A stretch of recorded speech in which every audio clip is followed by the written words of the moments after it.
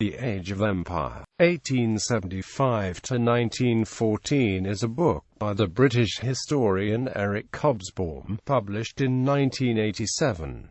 It is the third in a trilogy of books about the long 19th century, preceded by the Age of Revolution, Europe 1789 to 1848, and the Age of Capital, 1848 to 1875. A fourth book, The Age of Extremes, The Short 20th Century, 1914 to 1991, acts as a sequel to the trilogy. Themes. The period of less than 50 years described by Hobsbawm began with an economic depression, but the capitalist world economy quickly recovered. Although the dominant British economy was being undermined by the German economy and American economy, rising productivity resulted in increasing flow of goods and rising living standards. Despite that, inequality was growing, both on the national and international levels.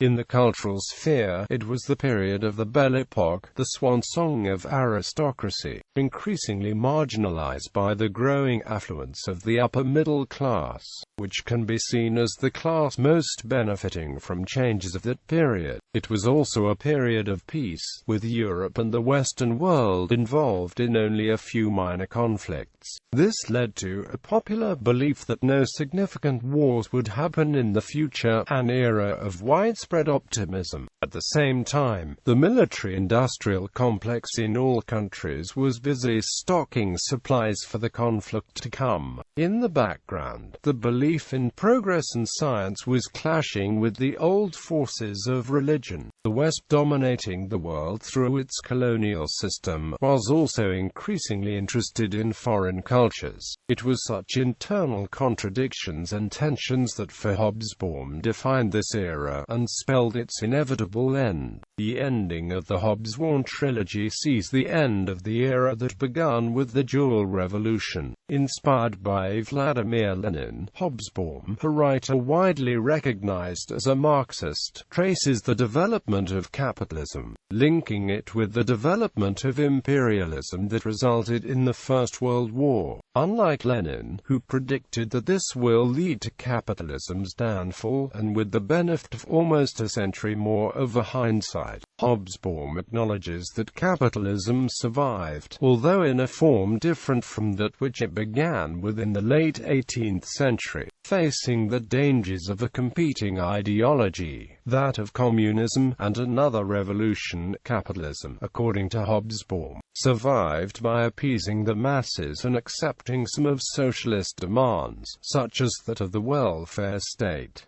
Table of Contents. Overture. The Centenarian Revolution. An Economy Changes Gear. The Age of Empire. The Politics of Democracy. Workers of the World. Waving Flags. Nations and Nationalism. Who's Who of the Uncertainties of the Bourgeoisie. The New Woman. The Arts Transformed. Certainties Undermined. The Sciences. Reason and Society. Towards Revolution. From Peace to War. Epilogue.